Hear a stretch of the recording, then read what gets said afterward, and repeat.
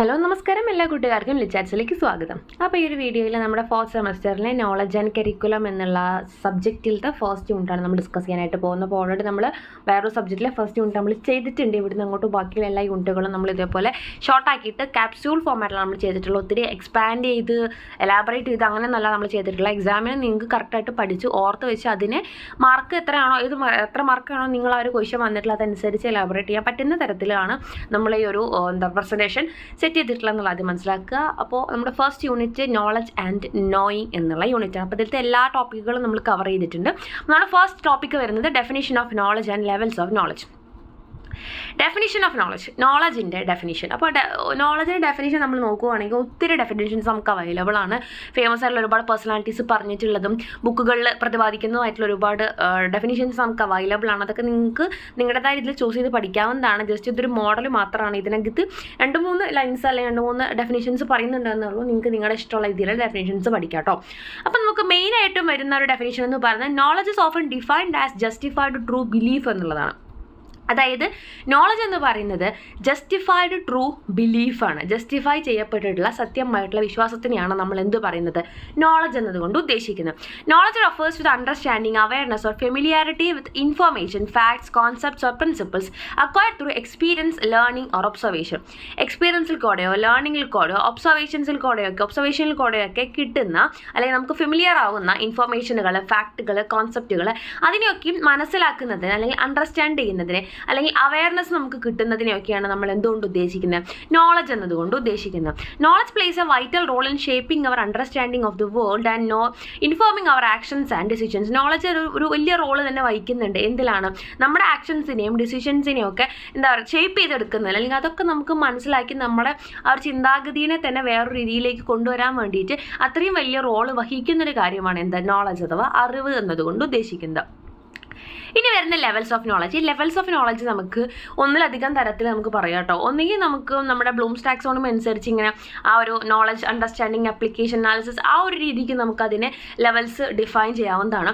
അല്ലാന്നുണ്ടെങ്കിൽ memory level, understanding level, reflex level ആ രീതിക്ക് നമുക്ക് ചെയ്യാവുന്നതാണ്. അത് 2 തരത്തിൽ നമുക്ക് പറയാം. എക്സാമിന് നിങ്ങൾക്ക് മാർക്കിൻ്റെ ഇതനുസരിച്ചിട്ട് നിങ്ങൾക്ക് ഒത്തിരി എഴുതേണ്ട ഒരു ഇതാണ് ക്വസ്റ്റ്യനാണ് വന്നിട്ടുള്ളതെന്നുണ്ടെങ്കിൽ 2ഉം ചേർത്ത് എഴുതാവുന്നതാണ്. ഷോർട്ടായിട്ടൊക്കെയാണെന്നുണ്ടെങ്കിൽ നിങ്ങൾക്ക് ചെറുതായിട്ട് ഇതിനെ തന്നെ സിമ്പിളാക്കിയ രീതിയിൽ നിങ്ങൾക്ക് എഴുതിയാൽ മതി. അതൊക്കെ നിങ്ങളുടെ ആ ഒരു ലോജിക്ക് അനുസരിച്ച് എഴുതാനായിട്ട് ശ്രദ്ധിക്കുക. അപ്പോൾ ഇതിനകത്ത് നമ്മൾ ഫസ്റ്റ് പറയുന്നത് നമ്മൾ ബ്ലൂംസ് ടാക്സോണമി അനുസരിച്ചിട്ടുള്ള ലെവൽസ് ആണ് ഉദ്ദേശിക്കുന്നത്.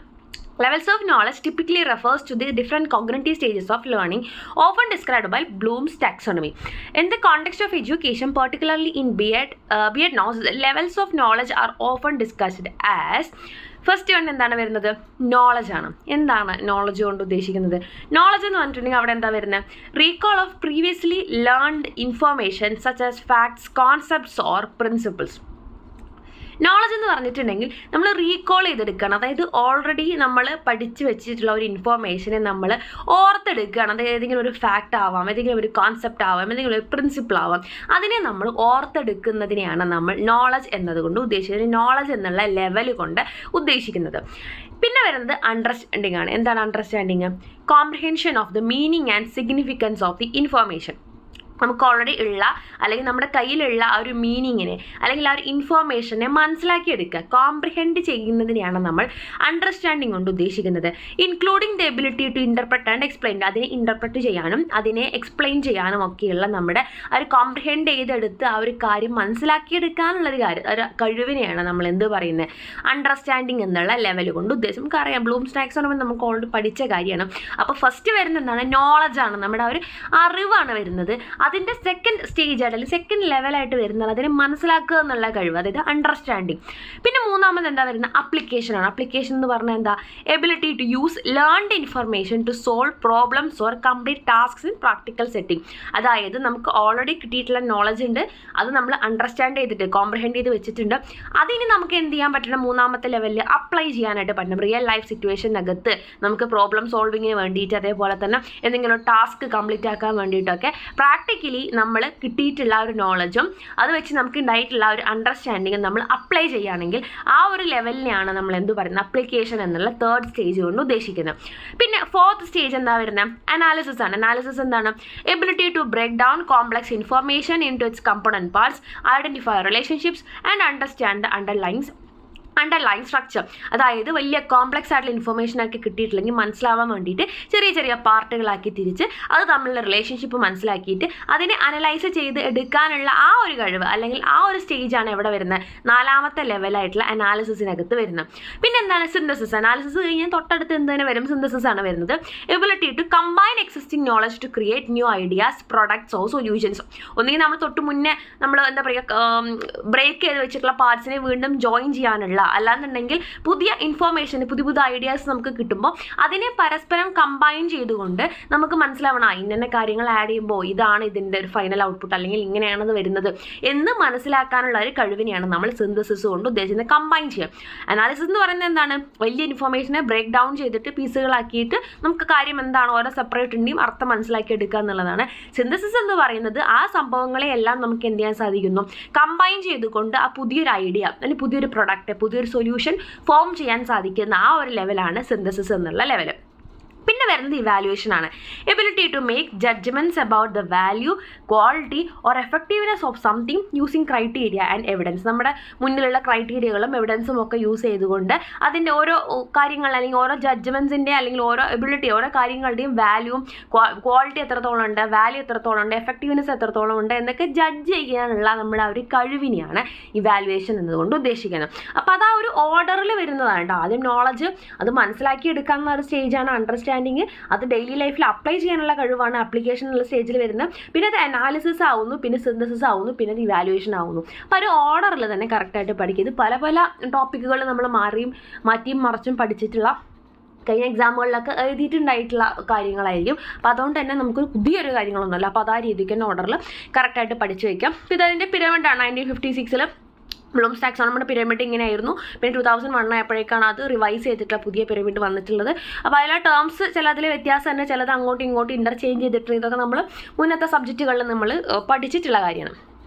പിന്നെ നമ്മൾ പറഞ്ഞു ആ രീതിക്ക് മാത്രമല്ല ലെവൽസിൽ നമുക്ക് ഇങ്ങനെയും എഴുതാമെന്ന് പറഞ്ഞിട്ടുണ്ടായിരുന്നു. Memory level, understanding level, reflexive level. ഇത് ഏകദേശം ആ ഒരു ഓർഡർ വരുന്ന കാര്യം തന്നെയാണ്. മെമ്മറി ലെവൽ കൊണ്ട് എന്താ ഉദ്ദേശിക്കുന്നത് റീകോൾ ആൻഡ് റിട്ടൻഷൻ. നമ്മൾ ബൈ ഹാർട്ട് പഠിക്കില്ല ആ ഒരു സ്റ്റേജാണ്. അതായത് ജസ്റ്റ് പഠിക്കുന്നു, കാണാതെ പഠിക്കുന്നു, അത് ഓർത്തെടുക്കുന്നു. അത് കണക്ട് ചെയ്തിട്ടോ മനസ്സിലാക്കി പഠിക്കലല്ല, ഇവിടെ ജസ്റ്റ് കാണാതെ പഠിക്കുന്നു, അത് ഓർത്തെടുക്കുന്നു, ആ ഒരു സംഭവമാണ്. Ability to recall previously learned information such as facts, formulas or procedures. നമ്മൾ ഫോർമുലകളും കാര്യങ്ങളൊക്കെ പഠിക്കില്ല അതുപോലെ. പിന്നെ എന്താ അണ്ടർസ്റ്റാൻഡിങ് ലെവൽ എന്ന് പറഞ്ഞിട്ടുണ്ടെങ്കിൽ അവിടെ കോംപ്രിഹെൻഷൻ ആണ് വരുന്നത്. നമ്മൾ കുറച്ച് മുന്നേ പറഞ്ഞ പോലെ തന്നെ comprehension and interpretation. Ability to understand the meaning and significance of the information including the ability to explain it in one's own words. സ്വന്തം വാചകത്തിലെ ഒരു കാര്യത്തിനെ എക്സ്പ്ലെയിൻ ചെയ്യാനും എന്താണ് അതിൻ്റെ സിഗ്നിഫിക്കൻസ് എന്നും എന്താണ് അതുകൊണ്ട് നമുക്ക് കിട്ടുന്ന ഇൻഫർമേഷൻ എന്നൊക്കെ വളരെ വ്യക്തമായിട്ട് കാര്യത്തിനെ മനസ്സിലാക്കിയെടുക്കുന്ന ലെവലാണ് എന്ത് അണ്ടർസ്റ്റാൻഡിങ് ലെവൽ എന്നതുകൊണ്ട് ഉദ്ദേശിക്കുന്നത്. പിന്നെ എന്താണ് reflexive level. Critical thinking and application. അവിടെ വരുന്നത് ഒന്നുകൂടി നമ്മൾ ക്രിട്ടിക്കലി തിങ്ക് ചെയ്യാൻ തുടങ്ങണം, നമ്മുടെ ചിന്ത അതിനകത്തോട്ട് ആഡ് ചെയ്യാൻ തുടങ്ങുകയാണ്. എന്നിട്ട് അവിടെ എന്ത് ചെയ്യും നമ്മൾ അപ്ലൈ ചെയ്യണം. ആപ്ലിക്കേഷനും എന്താ പറയുക ക്രിട്ടിക്കൽ തിങ്കിങ്ങും എല്ലാം എന്തിൽ വരുന്നുണ്ട് ഈ ഒരു റിഫ്ലക്സീവ് ലെവലിനകത്ത് വരുന്നുണ്ട്.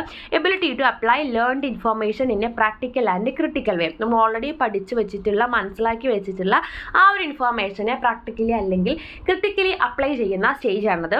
Often involving analysis, evaluation and problem solving. അതിലെന്തൊക്കെ വരുന്നുണ്ട് അനാലിസിസ്, ഇവാലുവേഷൻ, പ്രോബ്ലം സോൾവിങ് ഒക്കെ അതിനകത്ത് വരുന്നുണ്ട്. അപ്പോൾ ഈ ഒരു 3 ലെവൽസ് ആയിട്ടും നമുക്ക് പഠിക്കാവുന്നതാണ്. പിന്നെ വരുന്ന നമ്മുടെ main topic types kinds forms and characteristics of knowledge. ഇത് ഓരോന്നും സെപ്പറേറ്റ് നമുക്ക് പഠിക്കാനുണ്ട്. ഫസ്റ്റ് വരുന്ന types and forms of knowledge ആണ്. ടൈപ്സ് ഓഫ് നോളജും ഫോംസ് ഓഫ് നോളജും നമുക്ക് ഏകദേശം ഈ ഒരു പോയിന്റ്സ് ആയിട്ട് നമുക്ക് എഴുതാവുന്നതാണ്. അപ്പോൾ എന്താണ് ടൈപ്സ് ആൻഡ് ഫോംസ് ഓഫ് നോളജിനകത്ത് വരുന്നത്? ഫസ്റ്റ് വൺ വരുന്നത് പേഴ്സണൽ നോളജ് ആണ്. സെക്കൻഡ് വൺ പ്രൊസീജിയറൽ നോളജ് ആണ്. പിന്നെ പ്രപ്പോസിഷണൽ നോളജ് ആണ്. എന്താണ് പേഴ്സണൽ നോളജ്? 3 തരം നോളജാണുള്ളത്. ഒന്ന് പേഴ്സണൽ നോളജ് ആണ്. പേഴ്സണൽ നോളജ് എന്ന് പറഞ്ഞാൽ എന്താ പേരിൽ തന്നെ ഉണ്ടല്ലേ, ബേസ്ഡ് ഓൺ ഇൻഡിവിജ്വൽ എക്സ്പീരിയൻസസ്. നമ്മുടെ പേഴ്സണൽ എക്സ്പീരിയൻസുകൾ വെച്ചുകൊണ്ട് നമ്മുടെ ഇൻഡിവിജ്വൽ എക്സ്പീരിയൻസുകളെ ബേസ് ചെയ്തുകൊണ്ട് നമുക്ക് കിട്ടുന്ന നോളജിനെയാണ് പേഴ്സണൽ നോളജ് എന്നതുകൊണ്ട് ഉദ്ദേശിക്കുന്നത്.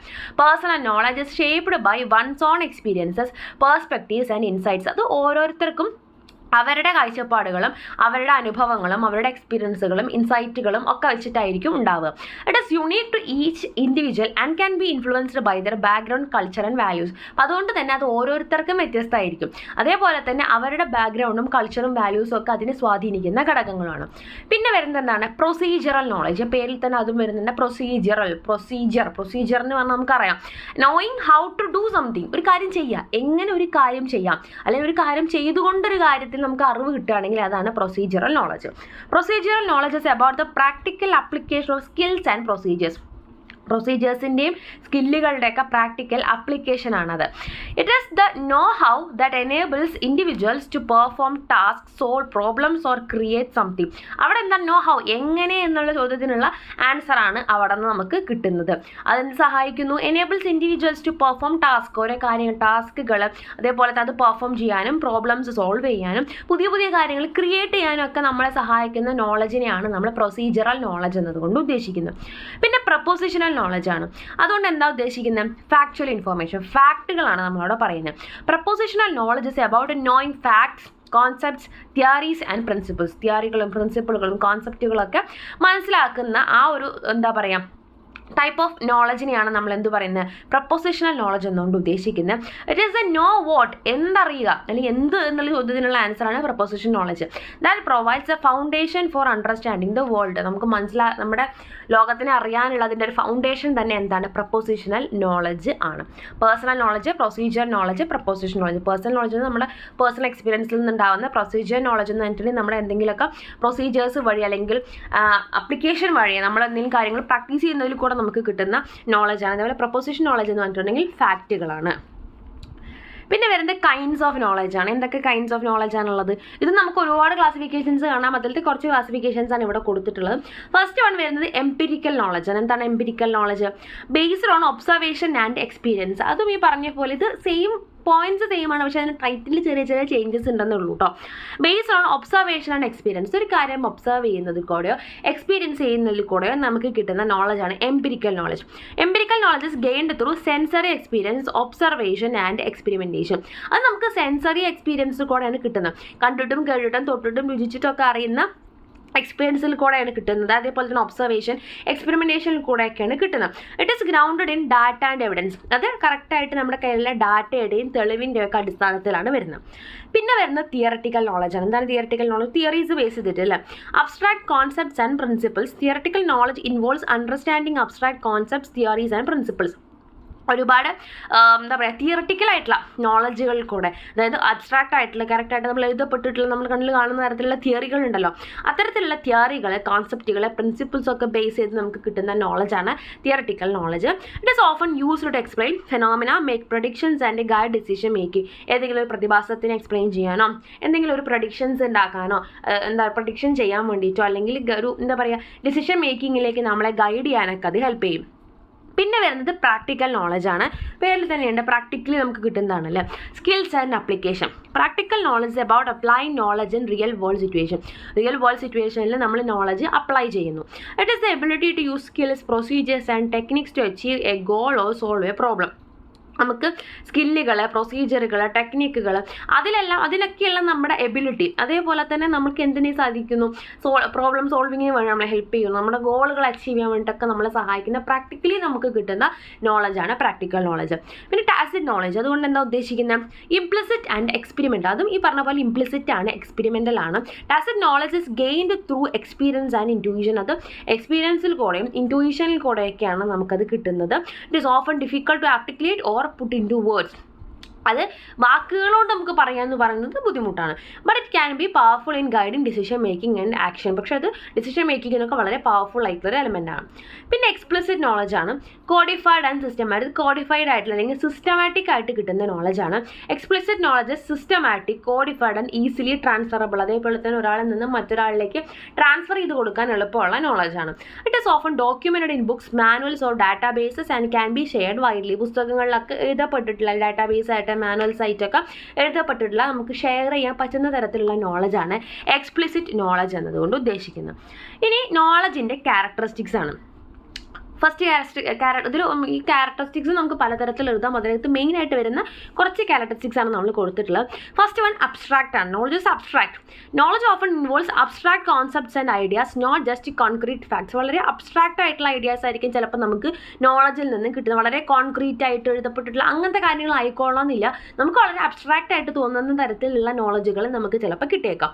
പിന്നെ social knowledge is often shared and learned through social interaction. സാമൂഹ്യപരമായിട്ടുള്ള ഇടപെടലുകൾക്കൂടെ നമുക്ക് നോളജ് നമുക്ക് ഷെയർ ചെയ്യുകയും കിട്ടുകയൊക്കെ ചെയ്യുന്നുണ്ടാവും. പിന്നെ അതിന് ക്യുമുലേറ്റീവ് എന്ന് പറഞ്ഞാൽ ഇങ്ങനെ ആഡ് ചെയ്യപ്പെടുക എന്ന് പറയില്ല, ഇങ്ങനെ കൂടി വരിക എന്ന് പറയില്ലേ. Knowledge builds upon previous knowledge with new information, expanding and refining existing understanding. മുന്നേ ഒരു നോളജ് ഉണ്ട്, നമ്മൾ കുറച്ച് ദിവസം കഴിഞ്ഞിട്ട് അതുമായിട്ട് റിലേറ്റ് ചെയ്ത് വേറെ നോളജ് കിട്ടുന്നു, അത് നമ്മൾ ഇതിലോട്ട് ആഡ് ചെയ്യുന്നു. പിന്നെ കുറച്ച് കാലം കഴിഞ്ഞ് വീണ്ടും ഒരു നോളജ് കിട്ടുന്നു, അത് ആഡ് ചെയ്യുന്നു. അങ്ങനെ നമ്മൾ എന്ത് ചെയ്യും, ക്യുമുലേറ്റ് ചെയ്ത് ആഡ് ചെയ്തിട്ട് എടുക്കുന്നതാണ് ഈ നോളജ്.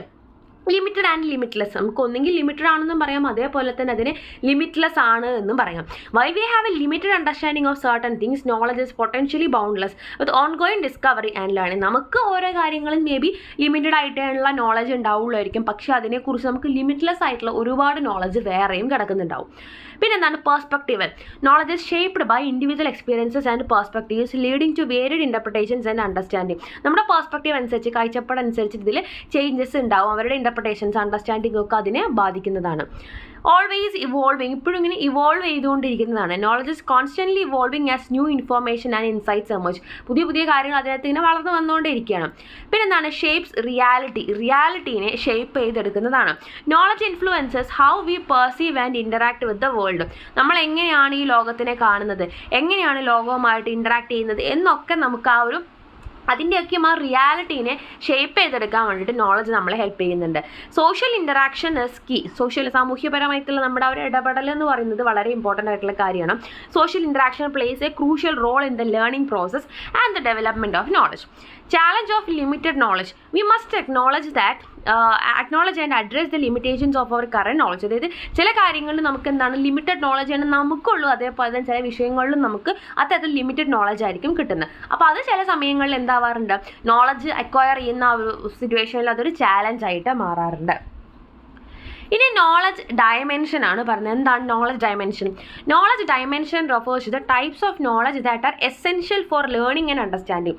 ലേണിങ്ങിനും അണ്ടർസ്റ്റാൻഡിങ്ങിനും അത്യാവശ്യമായിട്ടുള്ള ആ ഒരു എന്താ പറയുക നോളജിന്, അല്ലെങ്കിൽ എന്താ പറയുക knowledge dimension refers to the types of knowledge that are essential. നമുക്ക് മനസ്സിലാക്കാനും പഠിക്കാനും അല്ലെങ്കിൽ കാര്യങ്ങൾ തിരിച്ചറിയാനും ഒക്കെ അത്യാവശ്യമായിട്ടുള്ള ടൈപ്സ് ഓഫ് നോളജിനെയാണ് നമ്മൾ നോളജ് ഡയമെൻഷൻ കൊണ്ട് ഉദ്ദേശിക്കുന്നത്.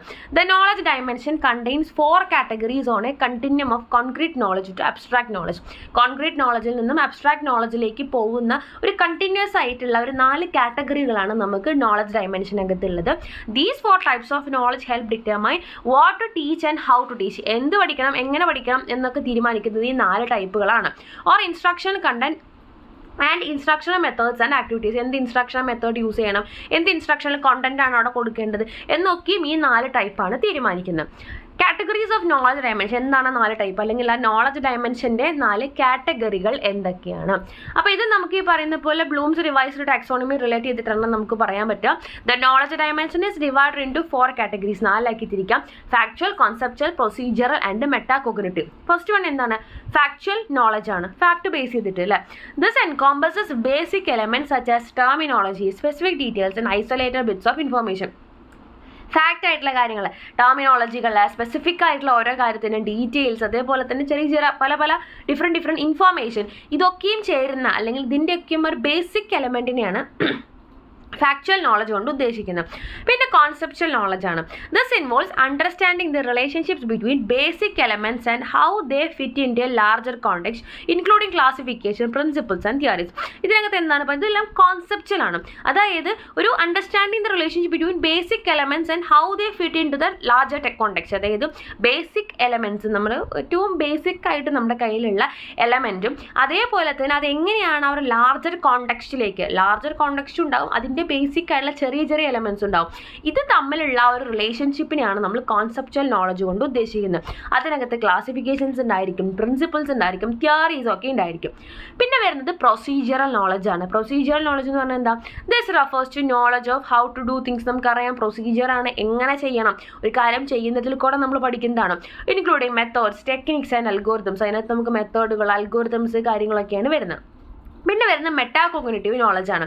This involves understanding one's own cognitive process. ഒരാളുടെ സ്വന്തം കോഗ്നിറ്റീവ് പ്രോസസ്സിനെ സ്വയം മനസ്സിലാക്കുന്നതിനെയാണ് മെറ്റാ കോഗ്നിറ്റീവ് എന്നതുകൊണ്ട് ഉദ്ദേശിക്കുന്നത്. Including awareness of learning strategies, contextual knowledge and self knowledge. അതിനകത്ത് എന്തൊക്കെ വരുന്നുണ്ട്? ലേണിംഗ് സ്ട്രാറ്റജികൾ, കോണ്ടക്ച്വൽ നോളജ്, ഇതൊക്കെ നമ്മൾ സ്വയം ബിൽഡ് ചെയ്തെടുക്കുന്നതാണ്. അപ്പോഴേക്കും നമ്മൾ എന്തായി കഴിഞ്ഞു? കൂടുതൽ അത് ഒരു അബ്സ്ട്രാക്റ്റ് ആയ സിറ്റുവേഷനിലോട്ട് മാറി കഴിയാണ്. അല്ലെങ്കിൽ എന്താ പറയുക, ആ ഒരു രീതിക്ക് നമുക്ക് സ്വയം ഡിഫൈൻ ചെയ്യാൻ പറ്റുന്നതിനും അപ്പുറത്തേക്ക് നമുക്കത് ചേഞ്ച് ചെയ്തുകൊണ്ടിരിക്കുകയാണ്. അപ്പോൾ ആ ഒരു രീതിക്കാണ് നമ്മൾ ഈ ഒരു 4 കാറ്റഗറികൾ ഇവിടെ ഡിവൈഡ് ചെയ്തിട്ടുള്ള ആ ഒരു ഓർഡറിൽ തന്നെ അത് പഠിക്കാനായിട്ട് ശ്രദ്ധിക്കുക കേട്ടോ. പിന്നെ dimensions of cognitive process. Cognitive പ്രോസസ്സിൻ്റെ ഡയമെൻഷൻസ് ആണ്. നമ്മളിപ്പോൾ ഈ പറഞ്ഞ ബ്ലൂംസ് ടാക്സോണമി വെച്ചിട്ട് തന്നെ നമുക്ക് അതും കൊടുക്കാവുന്നതാണ്. The cognitive process dimension represents A continuum of cognitive complexity. ആ കണ്ടിന്യൂസ് ആയിട്ടുള്ള കാര്യമാണ്. The dimension contains 6 categories of thinking skills.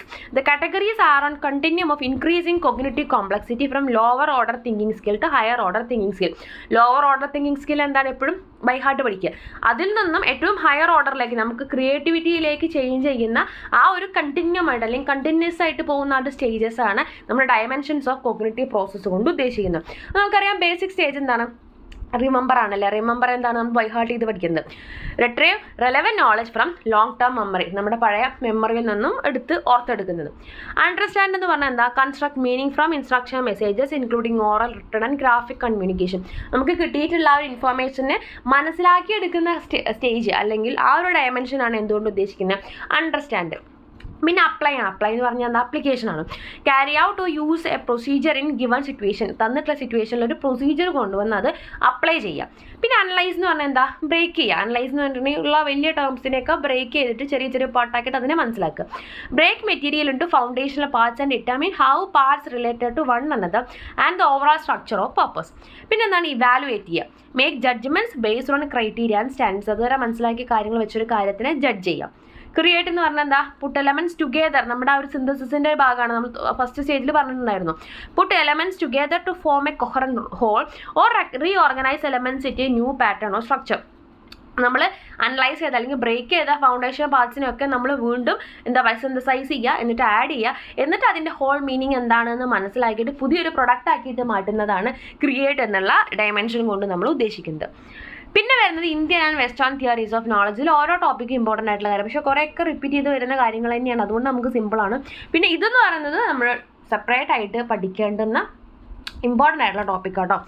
Indian and western theories of knowledge. Indian theories of knowledge എന്താണ്? അതിൽ വരുന്നത് മെയിനായിട്ടും 6 തിയറീസ് ആണ്. ഫസ്റ്റ് വൺ വരുന്നത് perception ആണ്. അതിനെ പ്രത്യക്ഷ എന്ന് നമ്മൾ പറയും.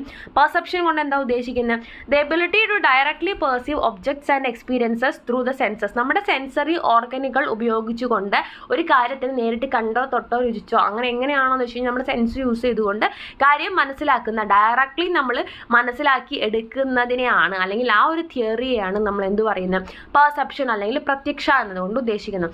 എക്സാമ്പിൾ ആണ് seeing A red apple and knowing it's red. നമ്മൾ ചുവന്ന ആപ്പിൾ കണ്ടിട്ട് നമ്മൾ എന്ത് നോളജ് നമുക്ക് കിട്ടണം? ഇത് റെഡ് കളറാണ് എന്ന് കിട്ടുകയാണ്. അപ്പോൾ അതെന്താണ്? നമ്മൾ നേരിട്ട് അറിഞ്ഞിട്ട് കണ്ടിട്ട് നമ്മുടെ സെൻസ്, കണ്ണെന്ന് പറയുന്ന ഓർഗൻ യൂസ് ചെയ്തുകൊണ്ട് നമ്മൾ സെൻസ് ചെയ്തെടുക്കുകയാണ് ആ ഒരു വസ്തു റെഡാണ് എന്നുള്ളത്. അത്തരത്തിലുള്ള നോളജാണ് എന്ത്? പെർസെപ്ഷൻ അല്ലെങ്കിൽ പ്രത്യക്ഷ. പിന്നെ വരുന്നത് ഇൻഫറൻസ്, അനുമാനിക്കുക എന്ന് പറഞ്ഞാൽ എന്താ? Deducing knowledge from observed facts and logical reason. നമ്മൾ ഊഹിച്ചെടുക്കണം. അതായത് നമ്മുടെ ലോജിക്ക് ഉപയോഗിച്ചുകൊണ്ട് അല്ലെങ്കിൽ നമ്മൾ ഓൾറെഡി കണ്ടിട്ടുള്ള ഏതെങ്കിലും അറിവ് വെച്ചിട്ട് നമ്മൾ ഊഹിക്കണം ഇതിങ്ങനെ ആയതുകൊണ്ട് അത് അങ്ങനെ ആയിരിക്കും എന്ന് നമ്മൾ അനുമാനിക്കുന്നതിനെയാണ് ഇൻഫറൻസ് കൊണ്ട് ഉദ്ദേശിക്കുന്നത്. അതായത് ഡയറക്റ്റ് ആ വസ്തു നമ്മൾ കണ്ടിട്ടില്ല, ഒരു നോളജ് നമ്മൾ കണ്ടിട്ടില്ല, പക്ഷെ നമുക്ക് ഊഹിച്ചെടുക്കാനായിട്ട് സാധിക്കും. എക്സാമ്പിൾ ആണ് seeing smoke and inferring there is fire. അപ്പോൾ നമ്മൾ മലയുടെ മുകളിൽ നിന്ന് ഇങ്ങനെ പുക പൊങ്ങുന്നത് കാണുകയാണ്. അപ്പോൾ അവിടെ നമ്മൾ ഊഹിക്കുകയാണ് എന്താ? പുകയുണ്ട്, അതിൻ്റെ അർത്ഥം അപ്പോൾ അവിടെ എന്തുണ്ടായിരിക്കും? അവിടെ ഫയർ ഉണ്ടായിരിക്കും. അവിടെ നമ്മൾ എന്ത് കാണുന്നില്ല? ഫയർ നമ്മൾ നേരിട്ട് കാണുന്നില്ല, പക്ഷെ പുക വെച്ചുകൊണ്ട് നമ്മൾ അവിടെ ഊഹിക്കുകയാണ്, അനുമാനിക്കുകയാണ്. പിന്നെ വരുന്ന വെർബൽ ടെസ്റ്റിമണിയാണ്, ശബ്ദമാണ്. Accepting knowledge based on the authority of credible sources. Correct ആയിട്ടുള്ള സോഴ്സുകൾ വെച്ചിട്ട് നമുക്ക് നോളജ് കിട്ടാം. അതായത് എക്സാമ്പിൾ ആയിട്ട് learning about history from a trusted ടീച്ചറോ ഒരു ടെക്സ്റ്റ് വെച്ചിട്ടോ ഒരു ടീച്ചർ പറഞ്ഞതൊക്കെ ആയിട്ടുള്ള വിശ്വാസയോഗ്യമായ ഒരു സ്രോതസ്സിൽ നിന്ന് നമുക്കൊരു അറിവ് കിട്ടുകയാണെങ്കിൽ അതെന്താണ് വെർബൽ ടെസ്റ്റിമണിയാണ്. പിന്നെ കമ്പാരിസൺ അല്ലെങ്കിൽ ഉപമാന ടേമിൽ തന്നെ ഉണ്ട്, കമ്പയർ ചെയ്തിട്ട് കിട്ടുന്ന നോളജ് അല്ലേ. Drawing knowledge by comparing objects and experience, 2 ഒബ്ജക്റ്റുകളെ അല്ലെങ്കിൽ 2 എക്സ്പീരിയൻസുകളെ കമ്പയർ ചെയ്തുകൊണ്ട് നമുക്ക് കിട്ടുന്ന അറിവ്. Example knowing a zebra looks like a horse with stripes. അതായത് നമ്മളൊരു സീബ്രേനെയും ഹോഴ്സിനെയും വെച്ച് കമ്പയർ ചെയ്യണം. അതായത് സീബ്ര എന്ന് പറയുന്നത് എന്താണ്, ഹോഴ്സിന് ലൈൻ ഇട്ടിട്ടുണ്ടെങ്കിൽ അതെന്താവും സീബ്ര ആയിരിക്കും എന്ന് നമ്മളവിടെ ഹോഴ്സിനെയും ഈ പറയുന്ന സീബ്രേനെയും നമ്മൾ അവിടെ കമ്പയർ ചെയ്യണം. പിന്നെ പ്രീ സപ്പോസിഷൻ അല്ലെങ്കിൽ അർത്ഥപതി, understanding knowledge based on pre existing assumptions or contextual understanding. ആ ഒരു കോണ്ടെക്ച്വലത്തെ ഒരു അറിവ് വെച്ചിട്ട്, അല്ലാന്നുണ്ടെങ്കിൽ മുന്നേ എക്സിസ്റ്റ് ചെയ്യുന്ന ഏതെങ്കിലും ഒരു ഊഹം വെച്ചുകൊണ്ട് നമ്മൾ എന്ത് ചെയ്യണം, ഒരു നോളജ് കിട്ടുകയാണ്. Example knowing someone is fasting because they are in eating. അതായത് ഒരാൾ ഭക്ഷണം കഴിക്കാതെ ഇങ്ങനെ ഇരിക്കുന്നത് കാണുമ്പോൾ നമ്മൾ എന്ത് ഊഹിക്കണം, അയാൾ ഫാസ്റ്റിങ്ങിലാണ് എന്ന് നമ്മൾ ഊഹിക്കണം. ഡയറക്റ്റ്ലി അയാൾ പറയുന്നില്ല ഞാൻ ഫാസ്റ്റിംഗ് ആണോ എന്ന് പറയുന്നില്ല, എവിടെ എഴുതി വെച്ചിട്ടില്ല. പക്ഷെ നമ്മൾ എന്ത് ചെയ്യാണ്, അയാൾ ഭക്ഷണം കഴിക്കുന്നില്ല, അപ്പോൾ ഭക്ഷണം കഴിക്കാത്ത ഒരാൾ ഫാസ്റ്റിംഗ് കഴിക്കുമല്ലോ എന്നുള്ള നമ്മുടെ ആ ഒരു കോണ്ടക്ഷനെ വെച്ചുകൊണ്ട്, അല്ലെങ്കിൽ നമ്മുടെ മുന്നേക്കൂട്ടിയുള്ള അറിവ് ഭക്ഷണം കഴിക്കാതിരിക്കുന്ന ഒരാൾ ഫാസ്റ്റിങ്ങിലായിരിക്കും എന്നുള്ള നമ്മുടെ മുൻധാരണ വെച്ചിട്ട് നമ്മൾ ഒരു നോളജ് നമുക്ക് കിട്ടുകയാണെങ്കിൽ അതാണ് പ്രീ സപ്പോസിഷൻ അല്ലെങ്കിൽ അർത്ഥപതി. പിന്നെ എന്താണ്, നോൺ അപ്രിഹെൻഷൻ ആണ് അനുപലബ്ധി. Gaining knowledge through the absence of a particular experience. ഒരു വസ്തുവിൻ്റെ അല്ലെങ്കിൽ ഒരു എക്സ്പീരിയൻസിൻ്റെ അസാന്നിധ്യത്തിൽ നിന്നും കിട്ടുന്ന നോളജാണ് നോൺ അപ്രിഹെൻഷൻ. എക്സാമ്പിൾ ആയിട്ട് knowing a room was empty because no one is there. അവിടെ ആരുമില്ല, ആ റൂമിനകത്ത് ആരുമില്ല, അപ്പോൾ അതിൻ്റെ അർത്ഥം എന്താണ്, ആ റൂം എംപ്റ്റി ആണ് എന്നുള്ളതാണ്. അപ്പോൾ അവിടെ ആരുമില്ല, അവിടുത്തെ ആളുകളുടെ ആബ്സെൻസിൽ നമുക്ക് കിട്ടുന്ന ഇൻഫർമേഷൻ അല്ലെങ്കിൽ ആ ഒരു നോളജ് എന്താണ്, ആ സ്ഥലം എംപ്റ്റി ആണ് എന്നുള്ളതാണ്. ഇനി വരുന്ന വെസ്റ്റേൺ തിയറീസ് ഓഫ് നോളജ് ആണ്. അതിനകത്ത് നമുക്ക് മെയിനായിട്ട് വരുന്നത് റാഷണലിസം, എംപിരിസം, കൺസ്ട്രക്റ്റിവിസം, പ്രാഗ്മാറ്റിസം, സ്കെപ്റ്റിസിസം ഒക്കെയാണ്. റാഷണലിസം എംപിരിസം ആണ് ഏറ്റവും മെയിനായിട്ട് വരുന്നത്. റാഷണലിസം എന്ന് പറഞ്ഞാൽ എന്താണ്, ലോജിക്ക് യൂസ് ചെയ്തിട്ടുള്ളത് അല്ലേ. Knowledge comes from reason and innate ideas. നമുക്ക് കറക്റ്റായിട്ട് ലോജിക്ക് യൂസ് ചെയ്തുകൊണ്ട് നമുക്ക് കിട്ടുന്ന നോളജ്.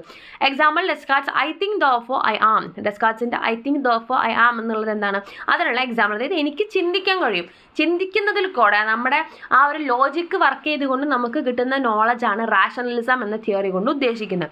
പിന്നെ എംപിരിസിസം എന്ന് പറഞ്ഞിട്ടുണ്ടെങ്കിൽ knowledge comes from sensory experience and observation. നമ്മൾ എക്സ്പീരിയൻസ് ചെയ്തുകൊണ്ട് ഒബ്സർവ് ചെയ്തുകൊണ്ട് നമുക്ക് കിട്ടുന്ന അറിവാണ് എംപിരിസിസം. എക്സാമ്പിൾ എന്താണ്, John Locke's idea that the mind is a blank state. Tabula rasa നമ്മൾ പഠിച്ചിട്ടുണ്ടല്ലോ അല്ലേ. അതായത് ഒരു കുട്ടി ജനിച്ച് വീഴുമ്പോൾ അവൻ്റെ മൈൻഡ് എന്തായിരിക്കും, തബുല രസയാണ്, ഒരു ബ്ലാങ്ക് സ്ലേറ്റ് ആണ്, ബ്ലാങ്കായി കിടക്കുന്ന സ്ലേറ്റ് ആണ്. അതിനകത്തോട്ട് നമ്മൾ പല ഒബ്സർവേഷൻസും എക്സ്പീരിയൻസും കാരണം അതിനകത്തോട്ട് ക്യുമുലേറ്റ് ചെയ്ത് വരുന്ന ഇൻഫോർമേഷനുകൾ ചേർത്ത് വെക്കുന്നതാണ് ആ ഒരു വ്യക്തിക്ക് കിട്ടുന്ന നോളജ്. അപ്പോൾ അതുകൊണ്ട് തന്നെ എംപിരിസിസം കൊണ്ട് ഉദ്ദേശിക്കുന്നത് അതാണ്. പിന്നെ പറയുന്നത് കൺസ്ട്രക്റ്റിവിസം.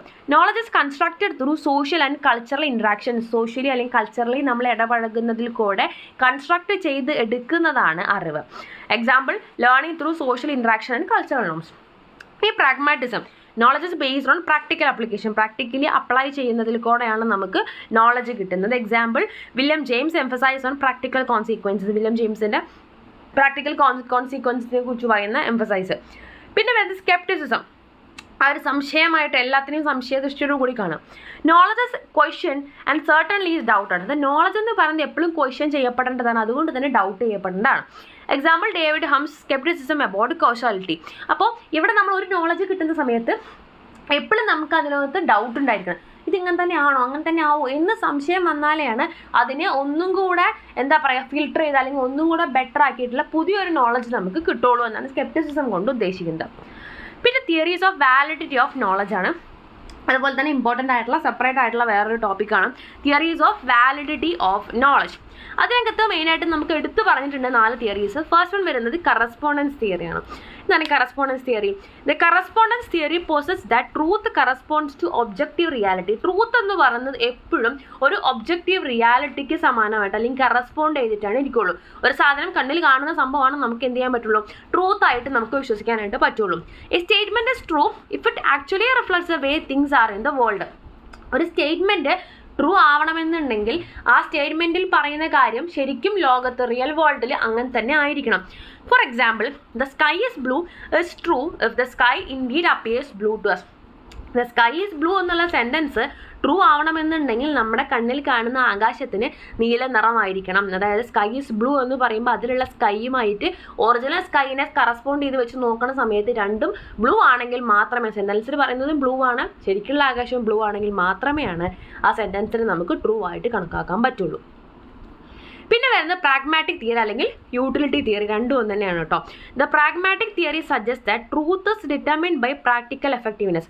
നമുക്ക് പ്രാക്ടിക്കലി എഫക്റ്റീവ് ആയിട്ടുണ്ടെങ്കിൽ മാത്രമേ അതിനെ നമുക്ക് ട്രൂത്ത് ആയിട്ട് സജസ്റ്റ് ചെയ്യാനായിട്ട് സാധിക്കുള്ളൂ.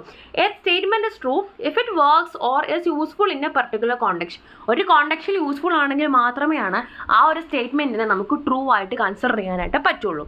For instance, a medical treatment is considered true or effective if it successfully cures a disease. ഇപ്പോൾ ഒരു മെഡിക്കൽ ട്രീറ്റ്മെൻറ്റ് പറയുകയാണ്, അത് ട്രൂ ആണെന്ന് നമുക്ക് പറയണമെങ്കിൽ ആ സെയിം കോണ്ടെക്സ്റ്റിൽ, അതായത് ആ ഒരു ഡിസീസിൽ ആ ഒരു മെഡിക്കൽ ട്രീറ്റ്മെൻറ്റ് വെച്ചുകൊണ്ട് ഒരാൾക്ക് അത് ക്യൂർ ആയിട്ടുള്ള ഒരു എക്സാമ്പിൾ നമുക്ക് കണ്ണിൽ കാണുന്നുണ്ടെങ്കിൽ, അതായത് ആ ഒരു ട്രീറ്റ്മെൻറ്റിൻ്റെ യൂട്ടിലിറ്റി നമ്മൾ കാണുന്നുണ്ടെങ്കിൽ മാത്രമേ അത് ട്രൂ ആയിട്ട് നമുക്ക് കൺസിഡർ ചെയ്യാൻ പറ്റുള്ളൂ. പിന്നെ പറയുന്നത് semantic theory. The semantic theory focuses on the meaning of statements and how language relates to reality. അതായത് ആ ഒരു സ്റ്റേറ്റ്മെൻറ്റിൻ്റെ മീനിങ്ങിലാണ് മെയിനായിട്ടും അതിൻ്റെ ട്രൂത്തും ഫോൾസും ഒക്കെ ഇരിക്കുന്നതെന്നാണ് പറയുന്നത്. And how language relates to reality, റിയാലിറ്റിയും ലാംഗ്വേജും തമ്മിൽ റിലേഷൻ ഉണ്ട് എന്നാണ് അവരുടെ വിശ്വാസം.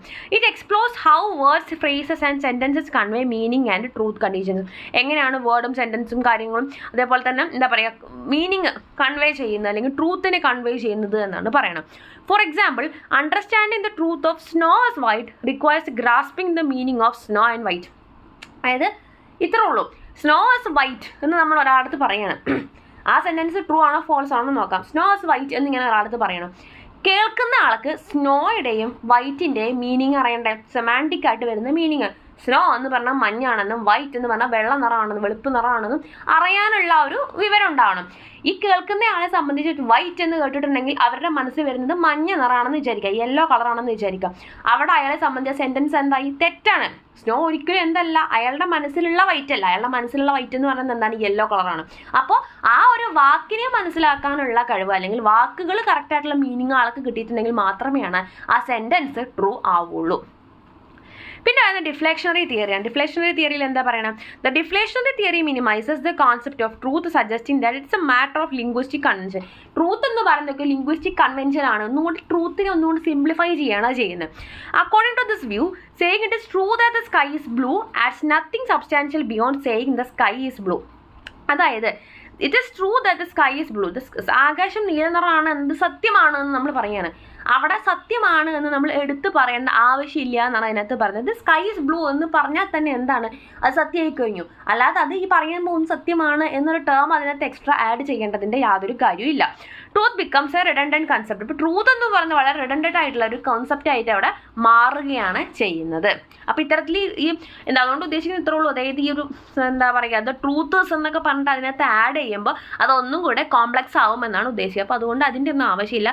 സിമ്പിളായിട്ട് സ്കൈ ഈസ് ബ്ലൂ എന്ന് പറഞ്ഞാൽ തന്നെ ആ സെൻറ്റൻസ് ഓക്കെയാണ്. ഇനി knowledge and relation to information, belief and truth. Knowledge and relation ആണ് കേട്ടോ. ഇൻഫോർമേഷൻ ആയിട്ടും ബിലീഫായിട്ടും ട്രൂത്ത് ആയിട്ടുമുള്ള നോളജിൻ്റെ റിലേഷൻ ആണ് പറയുന്നത്. അപ്പം നമ്മൾ ഈ ഒരു പിക്ചർ ശ്രദ്ധിക്കുക, അതിനകത്ത് എന്ത് പറയുന്നുണ്ട്, നോളജ് എന്താണെന്ന് കാണുന്നുണ്ട്. അതായത് ട്രൂത്തിൻ്റെയും ബിലീഫിൻ്റെയും ഒക്കെ ഒരു ആഡ് ചെയ്യപ്പെട്ടിട്ടുള്ള വേർഷനാണ് എന്ത്, നോളജ് എന്നതുകൊണ്ട് ഉദ്ദേശിക്കുന്നത്. കുറച്ച് ട്രൂത്തും കുറച്ച് ബിലീഫും കൂടെ എല്ലാ ട്രൂത്തും എന്തായിക്കോളുന്നില്ല, വിശ്വസിക്കുന്ന കാര്യം ആയിക്കോളുന്നില്ല. എല്ലാ വിശ്വാസങ്ങളും ട്രൂത്ത് ആയിക്കോളണമെന്നില്ല. ട്രൂത്ത് ആയിട്ടുള്ള അല്ലെങ്കിൽ വിശ്വാസങ്ങളിൽ സത്യമായിട്ടുള്ള കാര്യങ്ങളാണ് എന്താവുള്ളൂ, നോളജ് ആയിട്ട് മാറുള്ളൂ. Knowledge is often defined as justified true belief. നമ്മൾ ഫസ്റ്റ് പറഞ്ഞു, meaning it is belief that is both true and supported by evidence. വളരെ കറക്റ്റായിട്ടുള്ള എവിഡൻസ് ഉള്ള വിശ്വസിക്കപ്പെടുന്ന സത്യത്തിനെ മാത്രമേ നമ്മൾ നോളജായിട്ട് കൺസിഡർ ചെയ്യുള്ളൂ. അപ്പം തന്നെ നമുക്ക് ഇൻഫർമേഷനും ബിലീഫും ട്രൂത്തും തമ്മിലുള്ള ബന്ധം കിട്ടി, നോളജ് ആയിട്ടുള്ളത് അല്ലേ. അപ്പോൾ ഇൻഫർമേഷൻ എന്ന് പറഞ്ഞാൽ എന്താ, information is the foundation upon വെച്ച് നോളജ് ഇസ് ബിൽഡ്. ഇൻഫർമേഷൻ എന്ന് പറഞ്ഞാൽ ഒരു അറിവ്, ഒരു ഇൻഫർമേഷൻ നമുക്ക് കിട്ടണം. അത് തീർച്ചയായിട്ടും എന്താണ്, നോളജിൻ്റെ ഫൗണ്ടേഷനാണ്. എപ്പോഴും ഒരു ഇൻഫർമേഷനിൽ നിന്നാണ് ഒരു നോളജ് ഉണ്ടാവുള്ളൂ. It is a raw data, facts and details about സബ്ജക്റ്റിനെ കുറിച്ചുള്ള ഏറ്റവും ബേസിക് ആയിട്ടുള്ള ഡാറ്റയാണ് ഇൻഫർമേഷൻ. പിന്നെ എന്താണ് belief. Belief is a mental acceptance of something as true. Regardless of whether it is supported by evidence or not. Belief എന്ന് പറയുന്ന വിശ്വാസമാണ്. അതിന് തെളിവുണ്ടോ ഇല്ല എന്നുള്ളതല്ല. ഒരു വ്യക്തിക്ക് വിശ്വാസമുണ്ടോ ആ സംഭവമാണ് എന്ത് belief. It can be based on personal opinions, faith or even misinformation. അത് ചിലപ്പോൾ എന്തെങ്കിലും പേഴ്സണൽ ഒപ്പീനിയൻ കാരണമായിരിക്കാം, വിശ്വാസം കാരണമായിരിക്കും, ചിലപ്പോൾ തെറ്റിദ്ധരിക്കപ്പെട്ടതായിരിക്കാം. ആ ഒരു ബിലീഫ് സത്യമായിക്കൊള്ളണമെന്നൊന്നുമില്ല. വിശ്വാസം എന്നുള്ളൊരു മീനിങ്ങിന് മാത്രമാണ് നമുക്ക് ബിലീഫിനെ എടുക്കാനായിട്ട് പറ്റുള്ളൂ. സത്യം ആവാം, അല്ലാതിരിക്കാം. ട്രൂത്ത് എന്ന് പറഞ്ഞാൽ എന്താ? Truth is what is objectively real and corresponds to reality. അതെന്താണ്? ശരിക്കും നമ്മൾ ഒബ്ജക്റ്റീവ്ലി റിയൽ ആണ്, എവിഡൻസ് ഉള്ളതായിരിക്കും. It can be discovered through investigation, evidence and reasoning. Correct ആയിട്ടുള്ള റീസണിങ് യൂസ് ചെയ്തുകൊണ്ട് ഇൻവെസ്റ്റിഗേറ്റ് ചെയ്ത് കിട്ടുന്ന എവിഡൻസ് വെച്ചിട്ടാണ് നമ്മൾ എന്ത് ചെയ്യുന്ന ഒരു കാര്യത്തിനെ ട്രൂത്ത് ആണെന്ന് വിശ്വസിക്കുന്നത്. അപ്പം നോളജ് എന്ന് പറഞ്ഞാൽ എന്താ? Knowledge is a belief that is both true and justified. സത്യമായിട്ടുള്ള ജസ്റ്റിഫൈ ചെയ്യാൻ പറ്റുന്ന ആ ഒരു വിശ്വാസത്തിനെയാണ് നമ്മൾ നോളജ് എന്നുകൊണ്ട് ഉദ്ദേശിക്കുന്നത്. It is understanding of a subject matter often gained through experience or education. Experience use ചെയ്തുകൊണ്ടോ എഡ്യൂക്കേഷൻ യൂസ് ചെയ്തുകൊണ്ടൊക്കെ നമുക്ക് കിട്ടുന്ന ഒരു അണ്ടർസ്റ്റാൻഡിങ്, സബ്ജക്റ്റിനെ കുറിച്ച് കിട്ടുന്ന അണ്ടർസ്റ്റാൻഡിങ് ആണ് ഈ knowledge. In essence knowledge build upon information. Knowledge നമ്മൾ ആ റിലേഷനാണ് പഠിക്കണം അല്ലേ. നോളജ് എന്തിൽ നിന്നാണ് ഉണ്ടാവുന്നത്? ഏതെങ്കിലും ഒരു ബേസിക് ആൾ ഇൻഫർമേഷനിൽ നിന്നുമാണ്. അപ്പോൾ അവിടെ നമുക്ക് എന്ത് കിട്ടി? നോളജും ഇൻഫർമേഷനും തമ്മിലുള്ള റിലേഷൻ കിട്ടി. And belief can be true or false. അതേപോലെ തന്നെ എന്തുവാണ്? ഒരു ബിലീഫ് കൂടെ ആയിരിക്കും. അത് ചിലപ്പോൾ ട്രൂ ആവാം, ചിലപ്പോൾ ഫോൾസ് ആയിരിക്കാം. അപ്പോൾ അവിടെ എന്ത് നമുക്ക് കിട്ടി? ഇൻഫർമേഷനും ബിലീഫും ട്രൂത്തും തമ്മിലുള്ള റിലേഷൻ, ആരുമായിട്ടുള്ള റിലേഷൻ? നോളജ് ആയിട്ടുള്ള റിലേഷൻ കിട്ടി. Knowledge requires a justified belief and belief is knowledge requires a justified belief. നോളജിന് എന്താ ആവശ്യമുണ്ട്? ജസ്റ്റിഫൈ ചെയ്യപ്പെട്ടിട്ടുള്ള ഒരു വിശ്വാസം അവിടെ ആവശ്യമുണ്ട്. അതായത് ട്രൂത്ത് ആയിട്ടുള്ള, തെളിയിക്കപ്പെട്ടിട്ടുള്ള ഒരു ഇൻഫർമേഷനെ ബേസ് ചെയ്തിട്ടുള്ള അല്ലെങ്കിൽ ബിലീവ് ചെയ്യപ്പെടുന്ന ഒരു ഇൻഫർമേഷനായിട്ട് എന്ത് വരുന്നത്? നോളജ് വരുന്നത്. And belief is knowledge. അതേപോലെ തന്നെ വിശ്വാസം എന്ന് പറയുന്നത് എന്താണ്? ഒരു നോളജാണ്. അത് എപ്പോൾ മാത്രമേ ആവുള്ളൂ? It is both true and justified. സത്യവും അതേപോലെ തന്നെ ജസ്റ്റിഫൈ ചെയ്യപ്പെടാൻ പറ്റുന്നതുമായിട്ടുള്ള വിശ്വാസം മാത്രമേ എന്താവുള്ളൂ? നോളജായിട്ട് മാറുള്ളൂ. അപ്പം അതുകൊണ്ട് തന്നെ നോളജും ഇൻഫോർമേഷനും ബിലീഫും ട്രൂത്തും ഒക്കെ തമ്മിൽ വളരെ ഡീപ്പായിട്ടുള്ള കണക്ഷനാണ് ഉള്ളത്. അതിന് സെപ്പറേറ്റ് ആയിട്ടൊരു ചാർട്ടായിട്ട് അല്ലെങ്കിൽ ഒരു കോളംസ് ആയിട്ട് ഇവിടെ സെപ്പറേറ്റ് ടേബിൾ ആയിട്ട് കൊടുത്തിട്ടുണ്ട്. നിങ്ങൾ ജസ്റ്റ് ഒന്ന് വായിച്ചു നോക്കുക. അത് ഞാൻ വീണ്ടും പറയേണ്ട കാര്യമൊന്നുമില്ല. ഈ പറഞ്ഞ പോയിന്റ്സ് ഒക്കെ തന്നെയാണ് വരുന്നത്. അപ്പോൾ ഇതൊക്കെ ഒന്ന് വായിച്ചു നോക്കുക കേട്ടോ. അപ്പോൾ എത്രയാണ് നമ്മുടെ ഈ യൂണിറ്റ് വരുന്നുള്ളൂ. ബാക്കിയുള്ള യൂണിറ്റ്സ് എല്ലാം നമ്മൾ പുറകെ ചെയ്യുന്നതായിരിക്കും. അപ്പോൾ അതൊക്കെ ടൈമിൽ കിട്ടാൻ വേണ്ടിയിട്ട് ചാനൽ സബ്സ്ക്രൈബ് ചെയ്യുക, സപ്പോർട്ട് ചെയ്യുക. താങ്ക്